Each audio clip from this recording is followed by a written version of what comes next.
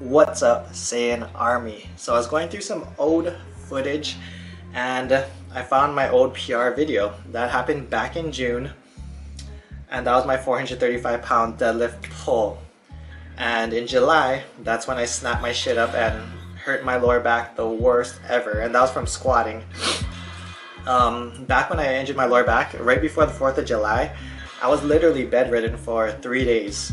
And the only time I got out of the bed was to pee and poo, and even that was horrible. I would roll over on the bed and do the reverse grudge to get out of the bed, and it would take me literally like 10 minutes to get out of bed. And I was scared. I thought I wasn't gonna lift again, to be honest. I was really scared because I've never hurt my lower back like that. So anyways, looking at the squat form, it's always good to go back and look at your footage and see, one, how far you come, and two, things that's changed in your form. One thing I can tell you guys about my form is the Versa grips. So back in my old deadlift videos, I would wonder why my arms look so damn short. I mean, granted, they are not the longest, they're not basketball arms by any means, but why do they look so damn short? So I've realized that it's because of my Versa grips. So imagine you gripping a bar. This is where the bar would go, right in the palm of your hand. Versa grip, since the tongue is so short, it literally pulls the bar towards your wrist, so you lose about 2 inches. And as Brandon Campbell would say, every inch counts.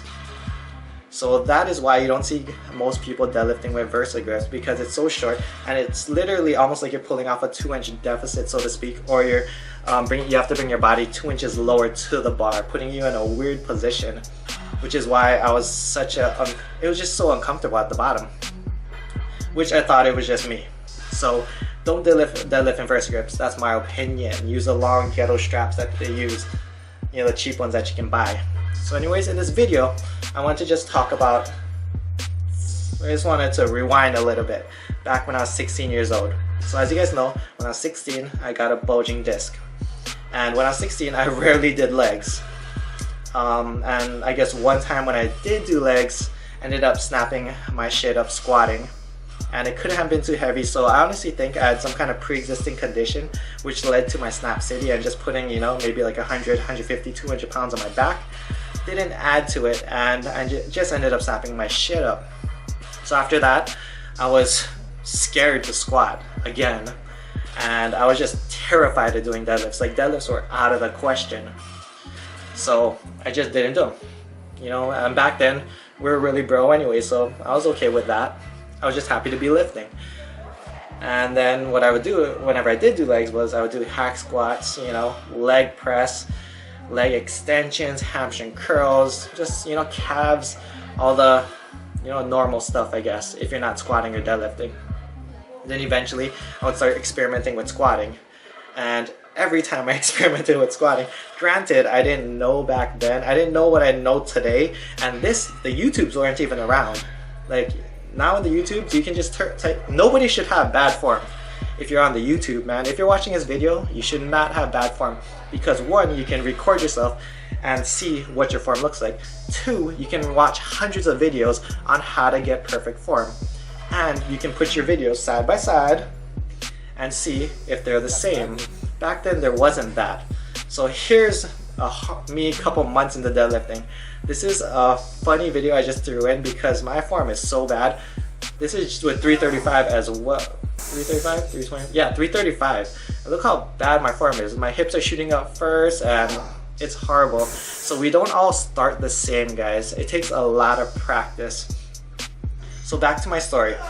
I started getting into squatting, and every time it would end badly, I would end up snapping my shit up. Like, I lost count about how many times I tweaked my lower back squatting. and I've tweaked it one time rack pulling, and that was just with 315 pounds. So I was like, if I'm rack pulling and hurting my back, there ain't no way I'm pulling a weight off the bottom of the floor without snapping my shit up. So what happened was, eventually, you know, I was like, fuck it, let's give it a try. And I just kept working at it and working at it. And obviously it didn't start pretty. That was me thinking I was a badass with 335 pounds, with my hips shooting up super high in the air, and my form just looks horrible. It looked like Snap City form. But it's also to show you that we all start somewhere, and form doesn't come just right off the bat. It takes a lot and a lot of practice. So those of you guys terrified of doing deadlifts, you know, give it a try. Start slow. No, you don't have to do deadlifts to build a perfect back. You know, in my opinion, you do have to do some kind of rack pull or deadlift to build an awesome back though, if that's your goal. But you don't have to do them. I'm loving deadlifts. I feel like it's a great movement for your core and your whole thoracic extension. And every time I step up to do deadlifts, like even before this workout, there's always something in the back of my mind where I'm thinking it, where it's like a little seed of doubt that's like, don't snap your shit up. And it's just like a little guy just talking to me. But I punch that guy, knock his ass out, and forget about him, and I hit my set. So that's the end of the video. See you guys in the next video. Aloha. Vegeta, what does the scouter say about his power level? It's over 9,000!